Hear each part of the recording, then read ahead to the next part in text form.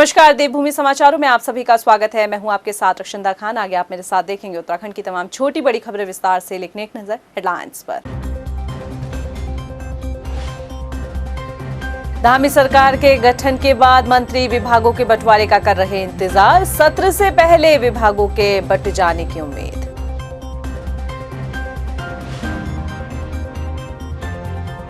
सदन में कौन होगा नेता प्रतिपक्ष, अब तक साफ नहीं हुई तस्वीर। कोई नया चेहरा या फिर प्रीतम को ही सौंपा जाएगा दायित्व।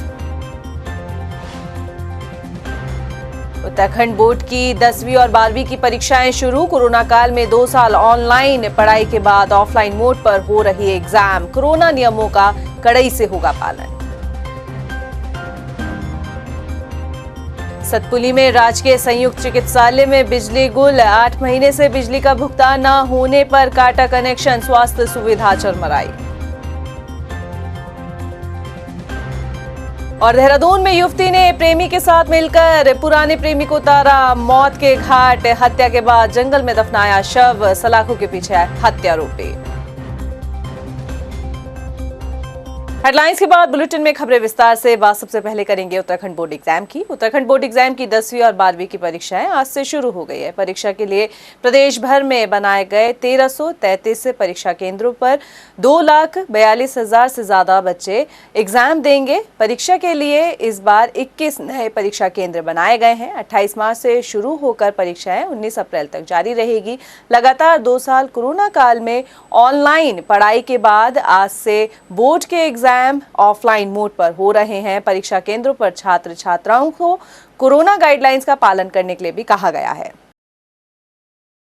पौड़ी जिले के चौबट्टाखाल विधानसभा के सतपुली में राजकीय संयुक्त चिकित्सालय द्वारा 8 महीने से बिजली के बिल का भुगतान न करने पर विद्युत विभाग ने बिजली का कनेक्शन काट दिया। बिजली न होने के कारण अस्पताल में स्वास्थ्य सुविधा चरमरा गई है। अस्पताल में ना तो पैथोलॉजी लैब में कोई काम किया जा रहा है और ना ही अल्ट्रासाउंड मशीन चल रही है, जिसके कारण अब मरीजों को बिना जांच कराए घर वापस लौटना पड़ रहा है। देखिए, यहाँ पे फरवरी महीने से लाइट काटी गई है, जिसके चलते हॉस्पिटल में बहुत प्रॉब्लम्स आ रही है। सबसे ज़्यादा महिलाओं को प्रॉब्लम्स आ रही है, जैसे कि डिलीवरी केस भी हो रहे हैं तो वो भी ऐसे ही वापस जा रहे हैं।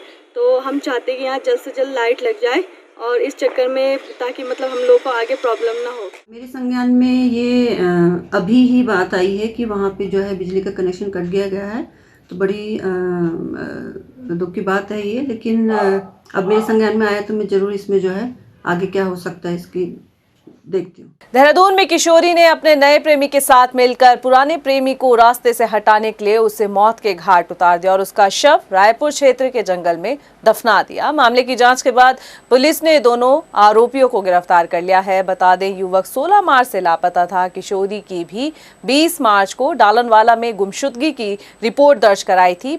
पहले प्रेमी को ठिकाने लगाने के बाद किशोरी अपने प्रेमी के साथ दिल्ली और असम में रहने लगी। रविवार को जब वो वापस आई तो अपनी बहन को सारी कहानी बताई। नैनीताल में पर्यटकों की संख्या में लगातार इजाफा होता दिखाई दे रहा है। गर्मियों का मौसम शुरू होते ही नैनीताल की वादियों का लुत्फ उठाने के लिए पर्यटक लगातार सरोवर नगरी की तरफ बढ़ रहे हैं। पर्यटकों की बढ़ती संख्या से कारोबारियों के चेहरे पर रौनक दिखाई दे रही है। 23 मार्च को उत्तराखंड में नई सरकार के गठन के साथ ही पुष्कर सिंह धामी ने मुख्यमंत्री पद की शपथ लेने के साथ 8 कैबिनेट मंत्रियों ने भी मंत्री पद की शपथ ली। लेकिन अभी तक पुष्कर सिंह धामी ने अपने मंत्रियों के विभागों का बंटवारा नहीं किया, जिसको लेकर तमाम तरह के कयास अब लगाए जा रहे हैं। क्या कुछ कयास लगाए जा रहे हैं, आपको अपनी इस रिपोर्ट में दिखाते हैं। उत्तराखंड में नई सरकार के गठन को 5 दिन का समय हो गया है, लेकिन मुख्यमंत्री पुष्कर सिंह धामी ने अभी तक अपने मंत्रियों के विभागों का बंटवारा नहीं किया, जिसको लेकर तमाम तरह के कयास लगाए जा रहे हैं। 29 मार्च से शुरू हो रहे विधानसभा सत्र में संसदीय कार्य मंत्री की जिम्मेदारी सीएम पुष्कर सिंह धामी ने भले ही कैबिनेट मंत्री प्रेमचंद अग्रवाल को दे दी हो, लेकिन विभागों का बंटवारा पुष्कर सिंह धामी कब करेंगे, इस पर सभी मंत्रियों की नजर लगी हुई है। कैबिनेट मंत्री चंदन रामदास का कहना है कि उन्हें उम्मीद है कि सत्र शुरू होने से पहले मुख्यमंत्री मंत्रियों को विभाग बांट देंगे। विधानसभा सत्र शुरू होने से पहले मुझे लगता है कि विभागों का बंटवारा संभवतः हो जाएगा। नहीं, ऐसी कोई वार्ता भी नहीं हुई और न कोई हमारी चॉइस है। सारे उत्तराखंड के जितने भी विभाग हैं अभी जन सेवा के लिए काफ़ी महत्वपूर्ण है। जो भी जिम्मेदारी मिलेगी उसको निभाएंगे। मंत्रियों को विभागों का बंटवारा न किए जाने को लेकर भाजपा प्रदेश प्रवक्ता विनोद स्वायल का कहना है कि मुख्यमंत्री पुष्कर सिंह धामी शपथ लेने के बाद से ही व्यस्त चल रहे हैं, क्योंकि 4 राज्यों में भाजपा की सरकार आई है, जिनके शपथ ग्रहण में मुख्यमंत्री पुष्कर सिंह धामी पहुंच रहे हैं। तो वहीं उत्तराखंड में राष्ट्रपति के आगमन के चलते विभागों के बंटवारे में थोड़ा समय लगेगा, लेकिन जल्द ही मुख्यमंत्री पुष्कर सिंह धामी मंत्रियों को विभाग बांट देंगे। मंत्रिमंडल का गठन हो चुका है और चूंकि अभी आजकल शपथ ग्रहण समारोह हैं, 4 राज्यों के अंदर भारतीय जनता पार्टी की सरकार बनी है। उत्तर प्रदेश के अंदर भी बनी, गोवा में भी बनी, मणिपुर में भी बनी। तो हमारे प्रदेश के यशस्वी मुख्यमंत्री जी को सभी स्थानों पर रहना है। अभी वो उत्तर प्रदेश में लखनऊ में थे, तो इसलिए सारे विषय सोच समझ के, और क्योंकि समय की कमी है, अभी विधानसभा अध्यक्ष का भी निर्वाचन हुआ, तो बहुत जल्दी मुझे लगता है कि विभागों का बंटवारा हो जाएगा। मंत्रिमंडल का गठन हो चुका है, तो ये किसी प्रकार की कोई इसमें कोई दिक्कत है नहीं। मंत्रियों के मंत्री पद की शपथ लेने के बाद जहां मंत्री भी विभाग बंटवारे का इंतजार कर रहे हैं, वहीं मंत्री पद की शपथ लेने के बाद मंत्री अपने रुतबे का भी इस्तेमाल अब तक नहीं कर पा रहे हैं, क्योंकि मंत्रियों के पास फिलहाल कोई कामकाज नहीं है। ऐसे में उम्मीद ये है कि जब संसदीय कार्य मंत्री की जिम्मेदारी प्रेमचंद अग्रवाल को सीएम पुष्कर सिंह धामी ने सौंप दी है, तो हो सकता है कि विधानसभा सत्र के बाद ही सीएम पुष्कर सिंह धामी अपने कैबिनेट मंत्रियों को विभागों का आवंटन करें। खैर, देखना यही होगा कि आखिरकार पुष्कर सिंह धामी विधानसभा सत्र से पहले या फिर विधानसभा सत्र के बाद मंत्रियों को विभागों का बंटवारा करते हैं। टाइम टीवी के लिए मनीष डंगवाल की रिपोर्ट। यहाँ हम रुकेंगे छोटे से ब्रेक के लिए, जल्द हाजिर होंगे कुछ और खबरों के साथ। उत्तराखंड में भारतीय जनता पार्टी ने भले ही 47 सीटें जीतकर सरकार बना ली हो, लेकिन जिन 23 सीटों पर भाजपा सरकार को हार का सामना करना पड़ रहा, अब पार्टी उन पर मंथन करने जा रही है। जानकारी है कि भाजपा जल्द ही समीक्षा करने वाली है और कारणों को जानेगी कि क्यों हार का सामना करना पड़ा। एक रिपोर्ट।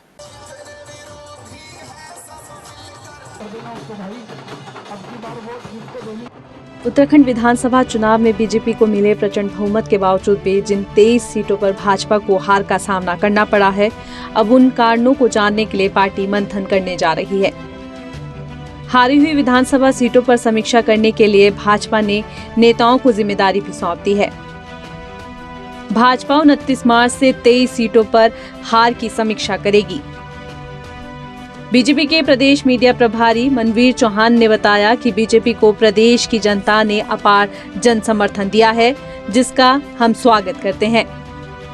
प्रदेश में भाजपा 2024 की तैयारियों में जुटी हुई है, जिसके मद्देनजर अप्रैल महीने की शुरुआत में राष्ट्रीय महामंत्री संगठन BL संतोष देहरादून पहुंच रहे हैं, जो कि सभी पदाधिकारियों के साथ बैठक कर हारी हुई सीटों की समीक्षा करेंगे। उत्तराखंड की जनता ने भारतीय जनता पार्टी को प्रचंड जीत दी है, जिसके लिए हम उत्तराखंड की महान जनता का धन्यवाद करते हैं। लेकिन आशानुरूप 23 सीटों पर जिन पर हमारी हार हुई है, उसके लिए भारतीय जनता पार्टी प्रदेश नेतृत्व के द्वारा एक समिति का गठन किया गया है, जो उन कारणों का पता लगाएगी किस कारण से हम इस सीट पे हार हुई है। इसके लिए वो रिपोर्ट तैयार करके प्रदेश नेतृत्व को देंगे और साथ ही आने वाले 2024 में आम चुनाव होने जा रहे हैं, उसमें किसी प्रकार की कोई कमी नहीं रह जाए। इन कारण उसके रहे हैं, उनको दूर करने के लिए 2024 की तैयारी के लिए ये सब हमारे प्रदेश नेतृत्व द्वारा किया जा रहा है। जिन सीटों पर भाजपा को हार मिली, उन सीटों की समीक्षा को लेकर विधानसभा चुनाव में प्रत्याशी रहे नेताओं का कहना है कि पार्टी का यह निर्णय स्वागत योग्य है, लेकिन हार की समीक्षा के बाद भीतरघात पर भी कार्रवाई की जानी चाहिए और ऐसे नेताओं की पहचान करनी चाहिए जिन्होंने विधानसभा चुनाव में पार्टी को हार का सामना कराया। हमने तो व्यक्तिगत हार की समीक्षा रिजल्ट आने के 3 दिन बाद अपने कार्यकर्ताओं के साथ बैठक में समीक्षा कर ली थी और उसमें तमाम लोगों ने बड़ा आक्रोश लोगों में था कि बहुत बड़े स्तर पे जो है वितर्गात हुआ है। लेकिन मैं अपना व्यक्तिगत भी सोचता हूं कि जब चुनाव हम लड़ते हैं तो अब दूसरों में आरोप लगा के तो कोई फायदा है नहीं, लेकिन पार्टी के संज्ञान में इतना जरूर लाना चाहेंगे, जिन लोगों को हर हमेशा जो पार्टी के विपरीत काम करते हैं उन्हीं को पदों में, संगठन में बार बार मौका दिया जाता है। ये पार्टी के लिए भविष्य में बहुत चिंता का विषय है। देखिए, मुख्यमंत्री जी की सीट हो गई, मेरी सीटें हो गई, ये तीसरानंद जी की सीट हो गई। ये सीटें ऐसी थी जो हम कभी हार नहीं सकते थे। हमने विषम परिस्थितियों में सीट निकाली। ये तीसरानंद जी ने और मैंने तो मुख्यमंत्री को हरा कर वो सीट निकाली थी। तो आप सोच सकते हैं कि हालांकि वहाँ मुसलमान बहुत ज़्यादा था, लेकिन वो सीट हमारे लिए टफ थी भाजपा के लिए, लेकिन हम जीतते जरूर। हमने काम इतना किया था। मॉडल डिग्री कॉलेज मेरे यहाँ बनाया गया था, तीसरानंद जी का बनाया गया था। माननीय मुख्यमंत्री जी ने मेरे यहाँ तो एम्स भी दिया था किच्छा में। इंटरनेशनल एयरपोर्ट हमने बनाया था। जनता हमारे साथ थी। लेकिन अब जो कुछ हुआ उसको मैंने पार्टी फोरम पर रख दिया है और मीडिया के सामने मैं किसी की आलोचना करना उचित नहीं है। मुझे खुशी है कि पार्टी ने उसका संज्ञान लिया है और पार्टी ने उन सभी सीटों की समीक्षा कर रहे हैं जहां हम हारे हैं। कुल मिलाकर देखा जाए तो भाजपा जहां हारी हुई सीटों की समीक्षा किए जाने की बात कह रही है, तो वहीं जो विधायक चुनाव प्रत्याशी बने और चुनाव हारे वो भीतरघात का आरोप अब भी लगा रहे हैं। अब देखना ये होगा कि भीतरघाती कौन है और भाजपा उन पर क्या कार्रवाई करती है। स्कूल ये वो जगह है जिसे शिक्षा का मंदिर कहा जाता है, खासकर प्राथमिक विद्यालय, जहां से बच्चा स्कूल में कुछ सीखने की शुरुआत करता है। यहां उनको भविष्य के लिए तराशा और निखारा जाता है। लेकिन जब बच्चों को टीचर शराब पीकर पढ़ा रहे हों तो अंदाजा लगाया जा सकता है कि बालमन पर क्या असर पड़ता होगा। यही वो उम्र होती है जहां से उनकी नींव पड़ती है। अगर नींव कमजोर हो जाए तो उस पर कभी मकान अच्छा नहीं बन पाएगा। ठीक ऐसे ही बच्चों का भविष्य है। बालपन में उनको अच्छी बातें और अच्छी किताबों से ही शिक्षा मिलती है। अगर किताबें और बातों के साथ उन्हें अच्छी शिक्षा दी जाए तो उसके लिए एक शिक्षक का योगदान सबसे ऊपर होता है। शिक्षक अगर शराब पीकर अपनी शर्ट उतारकर स्कूल पहुंचे और उन्हें पढ़ाए तो सोच सकते हैं कि उन बच्चों को क्या सीखने को मिलता होगा। ऐसा ही मामला पौड़ी जिले के थैलीसैंड ब्लॉक के एक स्कूल से सामने आया है। इस रिपोर्ट में आपको दिखाते हैं। सोशल मीडिया में एक वीडियो जमकर वायरल हो रहा है। वीडियो थैलीसैंड के प्राथमिक विद्यालय कुंडेत का बताया जा रहा है, जहां प्रधानाचार्य स्कूल के वक्त नशे में धुत बच्चों को अंग्रेजी की पढ़ाई करा रहे हैं।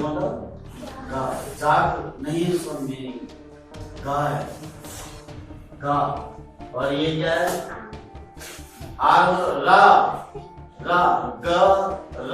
जी हाँ, एक बार फिर से देखिए कि थैलीसैंड के प्राथमिक विद्यालय कुंडेत के प्रधानाचार्य नशे में धुत होकर अपनी शर्ट उतारकर किस तरह से बच्चों के सामने पेश आ रहे हैं और बच्चे प्रधानाचार्य की करतूतों पर हंस रहे हैं।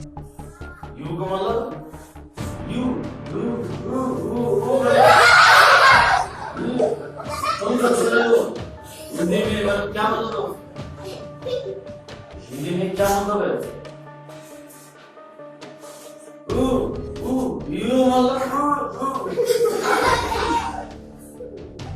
क्योंकि ये बच्चे जीवन के उस पड़ाव में हैं जहां शिक्षा के मंदिर से अपने भविष्य को संवारने की शुरुआत करते हैं। लेकिन यहाँ तो साल 2008 से बच्चों का भविष्य संवारना तो दूर, उनके साथ खिलवाड़ किया जा रहा है। प्रधानाचार्य दीपक कुमार के बारे में मिली जानकारी बताती है कि साल 2008 में प्रधानाचार्य की प्राथमिक विद्यालय कुंडेत में तैनाती हुई थी। तैनाती के दिन से ही प्रधानाचार्य आए दिन शराब के नशे में धुत होकर स्कूल आते रहे। प्रधानाचार्य की लत तो नहीं छूटी, लेकिन बच्चों का स्कूल आना जरूर छूट गया। अभिभावकों का कहना है कि प्रधानाचार्य स्कूल जब भी आते तो नशे की हालत में धुत आते और कभी नहीं आते तो उनका कुछ पता ही नहीं होता। नशे की हालत में बच्चों को पढ़ा रहे प्रधानाचार्य से परेशान होकर अब कई अभिभावकों ने अपने बच्चों का नाम प्राथमिक विद्यालय कुंडेल से कटवा लिया है। आलम यह है कि अब सिर्फ 47 बच्चे ही स्कूल में पढ़ने जा रहे हैं। कई दफा प्रधानाचार्य की शिकायत की गई, लेकिन अब तक कोई संज्ञान नहीं लिया गया। बार बार की हरकतों से तंग आ चुके अभिभावकों ने प्रधानाचार्य पर कार्रवाई न होने पर स्कूल से बच्चों का नाम कटवाने का ऐलान किया है। और अब देखना यह होगा कि प्रधानाचार्य के खिलाफ क्या एक्शन लिया जाएगा। मेरी शिकायत अपनी गांव के प्राथमिक विद्यालय में कार्यरत प्रधानाध्यापक श्री प्रदीप कुमार, जो कि विगत वर्ष 2008 से हमारे विद्यालय में कार्यरत हैं, जो कि कई सालों से विद्यालय में एब्सेंट रहते हैं और जब भी विद्यालय में आते हैं तो शराब के नशे में आते हैं और गांव वासियों के साथ गाली गलौज करते हैं। मैंने कई बार इनके स्थानांतरण संबंधित में महोदय डीओ पौड़ी कार्यालय में और बीओ कार्यालय थलीसैंण में भी शिकायत पत्र भेज चुका हूं, जिस पर अभी तक शिक्षा विभाग द्वारा कोई भी कार्रवाई नहीं की गई। उत्तराखंड सरकार एक ऐतिहासिक काम करने की तैयारी में है। सीएम पुष्कर सिंह धामी ने ऐलान किया कि राज्य में समान नागरिक संहिता लागू की जाएगी। सीएम धामी ने अपने दूसरे कार्यकाल की पहली कैबिनेट में ही इस बात का ऐलान कर दिया। लेकिन सवाल सिर्फ इतना ही नहीं, सवाल ये भी है कि जिस यूनिफॉर्म सिविल कोड की बात पुष्कर सिंह धामी कर रहे हैं, क्या वो इसे लागू कर पाएंगे? देखिए खास रिपोर्ट। लगातार दूसरी बार मुख्यमंत्री पद की शपथ लेकर इतिहास रच चुके सीएम पुष्कर सिंह धामी एक नया ऐतिहासिक फैसला लेने की तैयारी में हैं। धामी सरकार उत्तराखंड में अब यूनिफॉर्म सिविल कोड यानी समान नागरिक संहिता लागू करने की तैयारी में है। धामी सरकार के दूसरे कार्यकाल की पहली कैबिनेट बैठक में ही सीएम धामी ने राज्य में समान नागरिक संहिता लागू करने का ऐलान कर दिया है। इसके लिए कैबिनेट ने समिति गठन का फैसला भी ले लिया है। ऐसा है कि जब मैंने इसको संकल्प के रूप में जब हमने लिया था तो उस समय बहुत सारे बिंदु आए थे, बहुत सारी तरफ से चारों तरफ से बातें उठ रही थी कि ये केवल राजनीतिक दृष्टि से किया जा रहा है, चुनाव में लाभ लेने की दृष्टि से किया जा रहा है। ये चुनाव में लाभ लेने की दृष्टि से नहीं, बल्कि उत्तराखंड और देश की समग्र मैं कहूँ कि प्रगति के लिए, उन्नति के लिए, सबको समान अवसर देने के लिए हम इसको लागू कर रहे हैं और जल्दी ही जो है समान नागरिक संहिता को लेकर खुद पुष्कर सिंह धामी कितने उत्साहित हैं, इसका अंदाजा इसी बात से लगाया जा सकता है कि मतदान से ठीक पहले खुद सीएम धामी ने एक वीडियो रिलीज कर इस बात का ऐलान किया था। सरकार में वापसी करते ही सीएम धामी ने अपने वादे को पूरा करने के लिए कदम बढ़ा दिया। जिस समान नागरिक संहिता को लागू करने की बात सीएम पुष्कर सिंह धामी कर रहे हैं, वो बीजेपी का पुराना सपना है। बीजेपी इस मसले को सबसे पहले 1989 में लेकर आई थी। 2019 के लोकसभा चुनाव में भी बीजेपी ने इसे अपने चुनावी घोषणा पत्र में शामिल किया। इस लिहाज से देखें तो जिस समान नागरिक संहिता को बीजेपी का केंद्रीय नेतृत्व लागू करने की कोशिश में है, उस कोशिश को सीएम धामी अमली जामा पहनाने की ओर एक कदम आगे बढ़ते दिख रहे हैं। यूनिफॉर्म सिविल कोड को भले ही राजनीतिक चश्मे से देखा जाए, लेकिन सच ये भी है कि देश की सर्वोच्च अदालत से लगाकर कई राज्यों की हाई कोर्ट्स भी यूनिफॉर्म सिविल कोड लागू करने के पक्ष में दिखती हैं। ऐसे में सवाल उठता है कि यूनिफॉर्म सिविल कोड लागू करने से होगा क्या? दरअसल यूनिफॉर्म सिविल कोड का मतलब है कि देश के सभी नागरिकों के लिए एक जैसा कानून, यानी समान नागरिक संहिता के लागू होने के बाद सभी धर्मों के लोग एक ही कानून की परिधि में आ जाएंगे। शादी, तलाक से लगाया संपत्ति और गोद लेने जैसे मसलों के लिए किसी पर्सनल लॉ बोर्ड की जरूरत नहीं पड़ेगी। लेकिन राज्य में समान नागरिक संहिता को लागू करने में एक पेच भी है। जानकारों के मुताबिक भारत के संविधान के अनुच्छेद 44 के तहत राज्य समान नागरिक संहिता लागू कर सकते हैं, लेकिन वहीं अनुच्छेद 12 के तहत राज्य का मतलब राज्य और केंद्र सरकारें दोनों को माना गया है। इस लिहाज से देखें तो किसी राज्य में समान नागरिक संहिता को लागू करने का फैसला देश की संसद में ही लिया जा सकता है। हालांकि इस बीच ये समझना भी जरूरी है कि गोवा में पहले से यूनिफॉर्म सिविल कोड लागू है। दरअसल आजादी से पहले गोवा पुर्तगाल शासन के अधीन था। उस दौरान पुर्तगालियों ने वहां समान नागरिक संहिता लागू की थी। आजादी के बाद गोवा के भारत में विलय के बाद भी गोवा में समान नागरिक संहिता की व्यवस्था को लागू रखा गया। हालांकि देश के किसी अन्य राज्य में आजादी के बाद ऐसी व्यवस्था नहीं बन पाई। मौजूदा वक्त में उत्तराखंड के साथ साथ केंद्र में भी बीजेपी सरकार होने से इस बात की उम्मीद जताई जा रही है कि सीएम धामी के फैसले पर भारत की संसद भी मुहर लगा सकती है। अगर ऐसा होता है तो ये तय मानिए कि पुष्कर सिंह धामी न सिर्फ उत्तराखंड के इतिहास में अपना नाम दर्ज करा पाएंगे, बल्कि पूरे देश में भी जब जब यूनिफॉर्म सिविल कोड की चर्चा होगी, पुष्कर सिंह धामी का नाम जरूर लिया जाएगा। पुष्कर सिंह धामी अब राज्य के 12वें मुख्यमंत्री बन चुके हैं। पद और गोपनीयता की शपथ भी वो ले चुके हैं। पुष्कर सिंह धामी के साथ ही उनके 8 मंत्रियों ने भी पद और गोपनीयता की शपथ ली है, यानी सरकार बन चुकी है। सरकार के साथ मंत्री भी बन चुके हैं। तो अब बात वादों की जा सकती है। जी, वही वादे जो चुनाव में बीजेपी ने किए थे। चुनाव में जीत के बाद धामी सरकार के सामने इन चुनावी वादों को निभाने की जिम्मेदारी होगी। आखिरकार वो जो वादा किया गया है, क्या वो निभा पाएंगे? देखें रिपोर्ट। उत्तराखंड में पुष्कर सिंह धामी की अगुवाई में बीजेपी की सरकार बनने के बाद अब सबसे बड़ी चुनौती चुनावी वादों को पूरा करने की होगी। बीजेपी ने जो चुनावी वादे किए उनमें राज्य में सड़क से लेकर खेत खलियान तक के लिए सुनहरे सब्ज-बाग दिखाए गए हैं। वहीं कई तरीके की कैश, सब्सिडी और अन्य रियायतों का जिक्र भी किया गया है। बीजेपी के कुछ अहम चुनावी वादों पर एक नजर डालिए।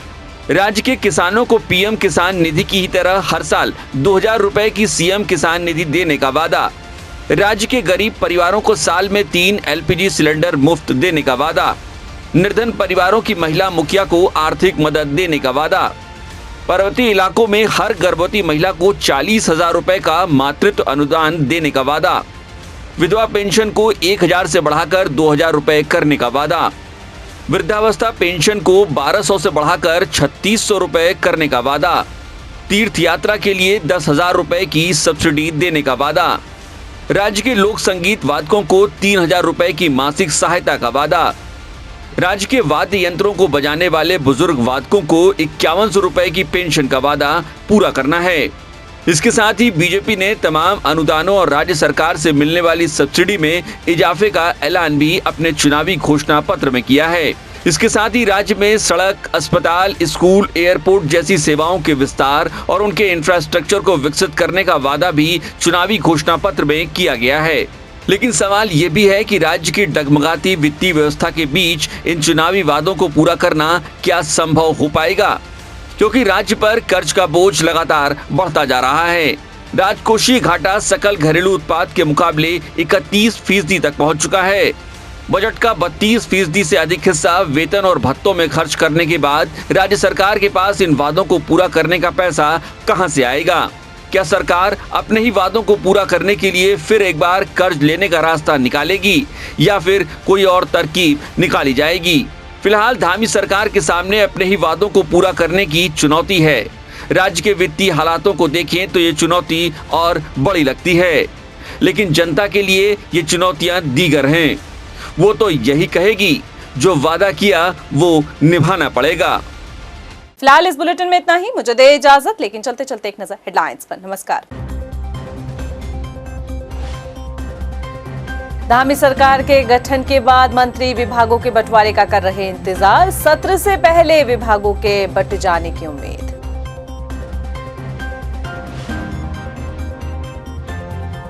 सदन में कौन होगा नेता प्रतिपक्ष, अब तक साफ नहीं हुई तस्वीर। कोई नया चेहरा या फिर प्रीतम को ही सौंपा जाएगा दायित्व। उत्तराखंड बोर्ड की 10वीं और 12वीं की परीक्षाएं शुरू। कोरोना काल में 2 साल ऑनलाइन पढ़ाई के बाद ऑफलाइन मोड पर हो रही एग्जाम। कोरोना नियमों का कड़ाई से होगा पालन। सतपुली में राजकीय संयुक्त चिकित्सालय में बिजली गुल। 8 महीने से बिजली का भुगतान न होने पर काटा कनेक्शन। स्वास्थ्य सुविधा चरमराई। और देहरादून में युवती ने प्रेमी के साथ मिलकर पुराने प्रेमी को उतारा मौत के घाट। हत्या के बाद जंगल में दफनाया शव। सलाखों के पीछे हत्यारोपी।